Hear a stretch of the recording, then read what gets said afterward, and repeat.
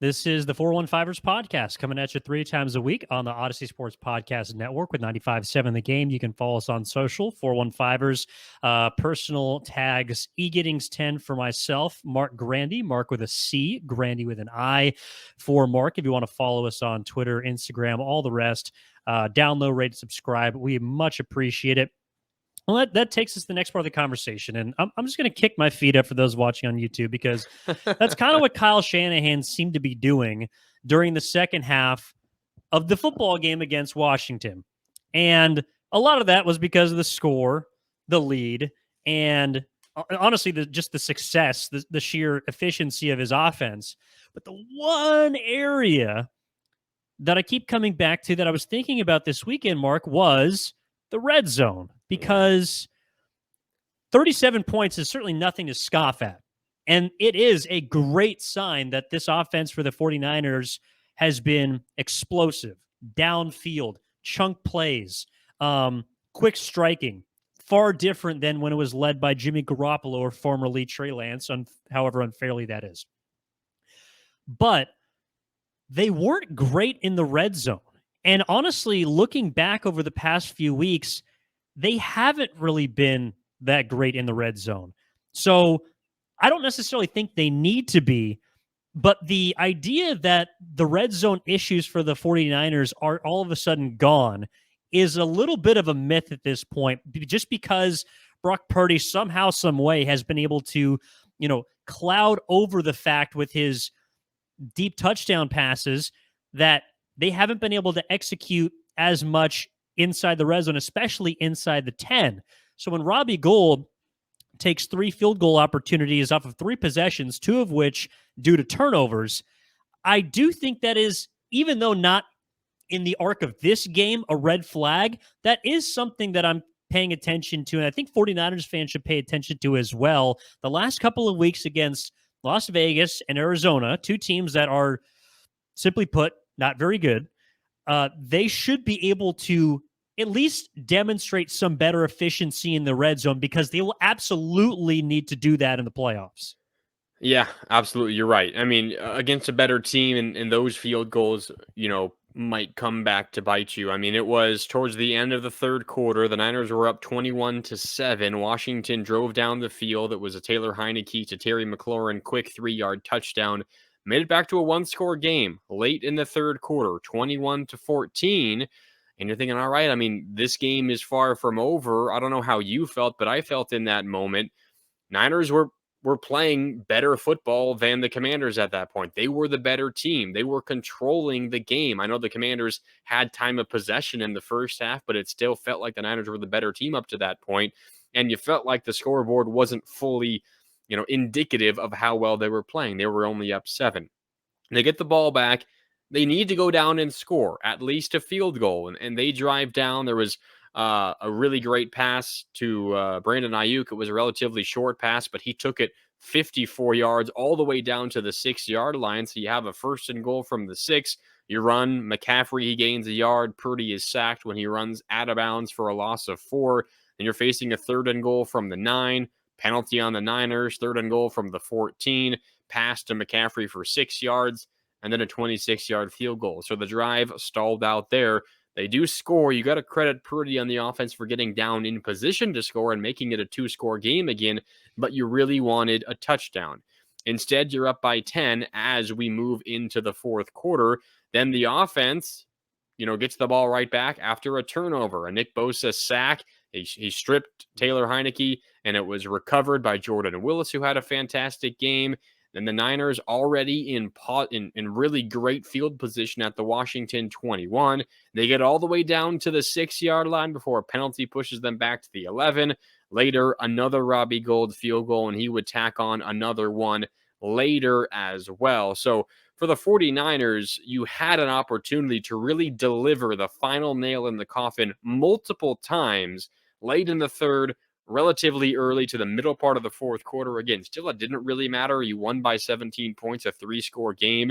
But this could have been a 25, perhaps a 30-point lead midway through that fourth quarter. And ultimately, it was still potentially alive for the Commanders, albeit a really, really low chance. but the Niners did miss an opportunity to absolutely and totally put this game away. And to your point, say you're playing a game against the Eagles or even the Cowboys in the postseason. Say the Cowboys beat the Vikings and you host the Cowboys in the second round of the postseason at Levi's. They're a better team, certainly, than the Commanders. At least the season up to this point does seem to suggest that. You've decide or you end up going for field goals and you keep it a 10-score game instead of a 14-score game, a 13-score point game instead of a 21-point game. Ultimately, that could come back to bite you. So I think that's an area where if the Niners, coaching staff, before they head into their next game and as they get ready for tougher opponents in the postseason, that is the one thing they really need to hammer down. Because to your point, it's not just a 1 week thing. This has been kind of an evolving situation throughout the entire offseason or through the entire season. Probably the first time it's really reared its head for Brock Purdy in this offense, but it has been an issue, relatively speaking, for this offense for much of the season. It's kind of the last box that I feel like they need to check for me to have the utmost confidence in them if they had to go to Philly, or I would still favor San Francisco over a Dallas team, but to me, the Cowboys would be the second biggest threat in the NFC. So it'll be something to keep an eye on for sure. But the reason that, of course, you aren't really worried about them not capitalizing on every offensive opportunity is because of how damn good their defense is. And 20 points for a Washington team that I think averages just above or just below kind of felt like a lot. Like, I know that, I know obviously they won by 17. They won going away. But, this defense, which to me is, I still don't know if they're an all-time or in a historic-based defense. We'll find out in the playoffs because of one running theme of all those historic teams is that they won the Super Bowl. But when it comes to the defense, like I was just kind of thinking about, some of the great teams and some of their characteristics. And one thing that I always come back to is, look, if you have a great all-time defense, you do have Hall of Famers, but you always have one transcendent player. And the 49ers do have that. I don't know if they have multiple Hall of Famers on defense, but they got one. And his name is Nick Bosa. And another day, another couple of sacks. He's up to 17.5 this year. To me, check off DPOY. That's not even a question at this point. So where my mind started going, Mark, was, well, if you're a top team in football and your best player is playing at his best, shouldn't that player be in the MVP conversation regardless of position? Now, Lawrence Taylor and there was a D tackle from the Vikings in the 70s. I believe the only two defensive players to win the MVP. But George Kittle brought it up after the game, and I think it's completely fair because right now, I don't know if Nick Bosa is, he's not number one. But if you're looking at a Jalen Hurts-led Eagles team, Jalen Hurts is their MVP candidate. Maybe he takes a hit because he's playing or not playing these last couple of weeks. Mahomes is up there. Josh Allen is up there. I think that if you're looking at everyone else, Nick Bosa has a seat at that table when it comes to being a top 5, I would say top 4 MVP candidate because he is the best player on a team that has legitimate Super Bowl aspirations. And he's the driving force of the best defense in football. All of that combined is why I think he right now has moved from DPOY automatically into the MVP race. Yeah, that's a really good point that I hadn't really thought about. Just doing some research as you were talking there. You're right with Lawrence Taylor. He won in 86. The other was Alan Page as a D tackle in 1971. That was my second guess. By the way, one special teams player did win NFL MVP. Don't get me started, dude. He beat Dan Fouts in the strike-shortened season. It was unbelievable. Was it Mosley? Marc Mosley, place kicker in 1982. Don't get me started. That guy missed extra points. You can't be an MVP as a kicker if you don't win, if you don't hit extra points. I have to look through that season. That seems like a really interesting story. Oh my god, dude. Yeah. But anyway, I mean, to go back to your point about Bosa, I think you're right. I hadn't really considered that. Really, the only thing that was on my mind about Bosa in awards was Defensive Player of the Year, because only 2 defensive players have ever won MVP. So it's essentially a given that it's not going to happen. But I mean, his latest performance, 7 tackles, 2 sacks, a forced fumble as well, 17 and a half on the year to lead the NFL. He's 2 away from the Niners single season mark. Aldon Smith back in 2012 had 19 and a half. Now keep in mind, Bosa will get an extra game, not necessarily game played because he did miss one, but he does have a longer season to get to that mark. We'll certainly keep an eye on that over the next couple of weeks as the regular season comes to a close. Yeah, he also might not play that last game. He might not. You're right. Perhaps the Vikings lock something up. Perhaps the Niners feel confident enough either way. Who knows? But you're right. I mean, not only are the Niners one of the best teams in the NFL, but I think if you even get it a little more specific, Evan, the Niners defense is one of the best units in the league.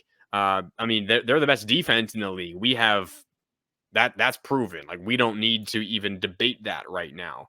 Are they a better defense than the Bills are an offense? Like, that's a conversation that you could have. So not only are the 49ers a top, 3 or 4 team in the league, but their defensive unit, which is led by Nick Bosa, might be the best just straight up unit in football.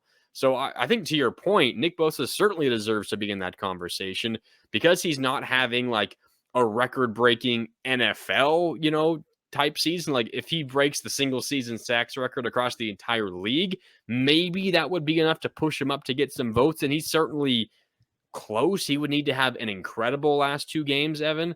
But without that, just the way that the NFL awards are given, I don't think he's going to have much of a chance, but he'll probably get some votes.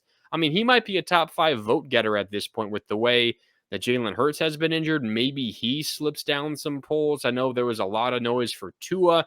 He's going to get very few votes, and he's now in concussion protocol again.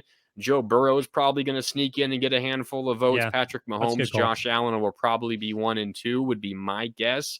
But Nick Bosa certainly deserves some votes. He'll get some votes, but I think it'll probably end there. Yeah, no, I'm with you. I don't think he's going to win MVP just because that's not really how the award is done anymore. And I would also like to motion for the MVP award to just be the quarterback of the year. Like, that's the way it's treated. I mean, it's the most valuable position in football. And so if we're not going to consider other positions, then it should just be quarterback of the year, because like Derrick Henry had 2,000 yards last year and barely sniffed the MVP. Cooper Kupp rewrote record books for receivers last year. Afterthought. Like, Justin Jefferson is probably the best player on the Vikings, and they're an 11-win team that somehow keeps pulling rabbits out of hats. He's not going to be in consideration. So let's just go ahead and make the MVP a quarterback. Maybe Greg Joseph should win NFL MVP in honor of Mark Mosley, That's a fair point, Mark. Yeah, I'm not going to pour kerosene on that, but yeah, it's just interesting to me because like in basketball, MVP typically revolves around best player, best team. Yeah. Baseball, similar. I mean, Aaron Judge had an historic year, but you look at the NL and you look at Paul Goldschmidt, successful top team, like best player, best team generally gets the votes. And so I don't think Nick Bosa will win MVP, but to me, he should be in the conversation because outside of probably McCaffrey, who unfortunately hasn't played as many games for the 49ers, like that's the only guy to me that has a case to be made when it comes to the value that Nick Bosa adds. Just because we've literally seen, I mean, you broke down the numbers a couple of weeks ago of the expected points, on average that McCaffrey has brought to this team since joining from Carolina. And the last 8 weeks have proven since he's starting, they have been they have been unbeatable. But Nick Bosa, if you are going to call the Niners, an all-time defense or put them in that conversation and that breath, then to me, the leader of that unit has to also be in the conversation for the best overall player. Even though, as I think we're on the same page, that he won't get it. You're right. I will say the one number that I think Christian McCaffrey would have if we were to have an actual MVP of the Niners debate, the one thing that Christian McCaffrey fans would point to is Well, they're 8-0 when he starts on their Yeah. team. And that's a gigantic number. I mean, how do you define value aside from providing wins? And the Niners have not lost a game that Christian McCaffrey started in. They lost the first game he played in, but he did not start, did not get many snaps. That was the blowout loss to the Chiefs. But since then, he started 8 games. They've won 8 games. So McCaffrey has that on his side. But I think to Bosa's credit, he has led the best unit in football game in and game out, aside from one in Atlanta, and the defense wasn't very good that game, by the way. Shocker, because Nick Bosa wasn't playing. So both have their arguments. But I'm with you about Bosa. I think he deserves a little bit of MVP hype that he's not currently getting.